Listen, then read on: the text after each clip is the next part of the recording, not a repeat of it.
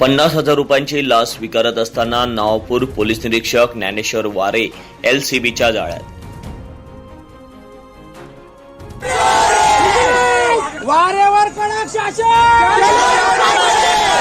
गुजरात राज्यातील गुन्हेगार असलेल्या आरोपीला अटक न करण्यासाठी केली होती 1.5 लाख रुपयांची मागणी। 1 लाखाची पूर्तता झाल्यानंतर 50,000 रुपये स्वीकारत असताना लाचलुचपत प्रतिबंधक विभागाने रचलेल्या सापळ्यात वारे अडकले। नवापूर तालुक्यात अनेकांवर चूक नसतानाही खोटे गुन्हे दाखल करणे आणि भ्रष्टाचार केल्याचा स्थानिकांचा होता वारंवार आरोप। दारूच्या सगळ्या दारूच्या धंद्यांमध्ये पार्टनर आहे हप्ते घेतो मला नावही नाही मारणार म्हणून 10 लाख रुपये घेतो 5 लाख रुपये देतो तुला मारणार नाही 10 लाख रुपये ठेव। ज्ञानेश्वर वारे ट्रॅप झाल्यानंतर ग्रामस्थांनी वारे विरोधात घोषणाबाजी करत केली वाहनांची तोडफोड।